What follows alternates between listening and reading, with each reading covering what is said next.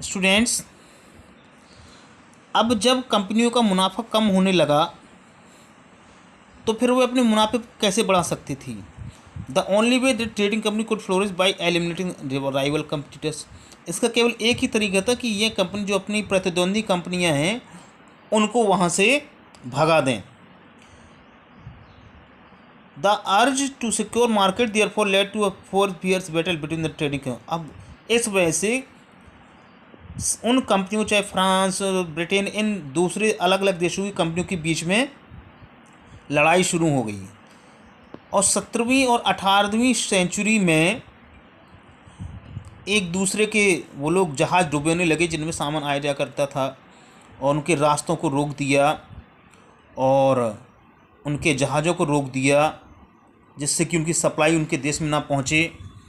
और trade was carried on with the arms. और जब ये लड़ाइयाँ शुरू हो गई आपस में, तो फिर हथियारबंद लोग उन जहाज़ों में चलने लगे जिससे कि उनकी सुरक्षा हो सके। ट्रेडिंग पोस्ट वर प्रोटेक्टेड थ्रू फोर्टिफिकेशन। और जहाँ वो व्यापार किया करते थे वहाँ पर उन्होंने ऊंची ऊंची दीवारें बनानी शुरू कर दी, जिससे दूसरी उनकी प्रतिद्वंदी कंपनियाँ जो हैं उनसे खतरा ना हो।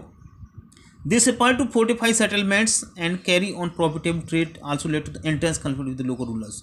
जब उन्होंने इस तरह से फोर्टिफिकेशन करना शुरू किया तो वहाँ के जो लोकल राजा थे या नवाब थे, उन लोगों को ये बात पसंद नहीं आई और कंपनी को अपना व्यापार करने में बहुत ज़्यादा असुविधा होने लगी।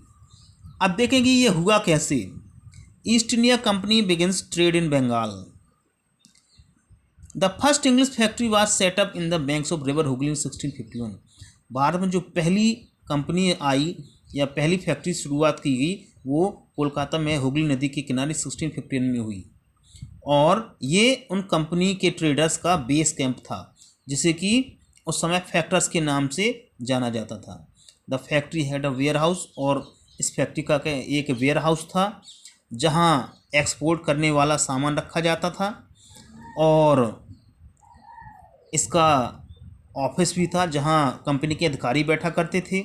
जब उनका व्यापार और बढ़ा, फैला, तो कंपनी के व्यापारियों ने वहाँ पर फैक्ट्री के पास ही अपने निवास स्थान बनाने शुरू कर दिए। 1696 तक उन्होंने अपने घरों के चारों तरफ एक किले नुमा दीवारें बनानी शुरू कर दी, या ये कह सकते किला बनाने शुरू कर दिया।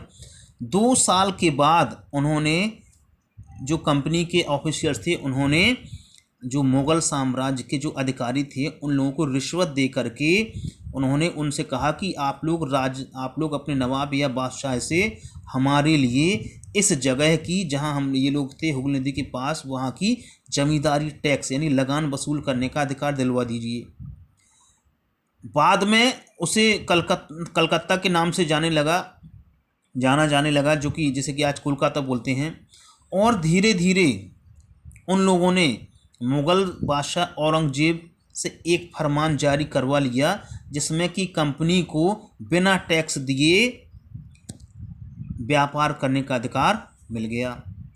अब द कंपनी ट्राइड। अब इसके बाद भी कंपनी चाहती थी कि हम लोगों को और भी ज़्यादा कंसेशन मिले, जिससे कि और ज़्यादा फ़ायदा हो। औरंगजेब का जो फरमान था उसमें ये था कि कंपनी को केवल बिना टैक्स के व्यापार करने दिया जाए, लेकिन कंपनी के कुछ अधिकारी ऐसे भी थे जो कि कंपनी के अलावा अपना खुद का अलग से बिजनेस चलाने में लगे हुए थे। और जो राजा था या बादशाह था वो चाहता था कि ये लोग अपनी ड्यूटी यानी कि टैक्स चुकाएं, लेकिन इन लोगों ने ये मना कर दिया जो अपना प्राइवेट बिजनेस चलाते थे, जिस वजह से बंगाल को बहुत ज़्यादा रेवेन्यू यानी कि लगान या टैक्स का नुकसान हो रहा था। जब ये सारी बातें बीच में हुई तो फिर जो बंगाल का नवाब था मुर्शिद कुली खान, उससे रहा नहीं गया और उसने इस बात का कंपनी में विरोध किया, कंपनी के ऑफिशियल्स से।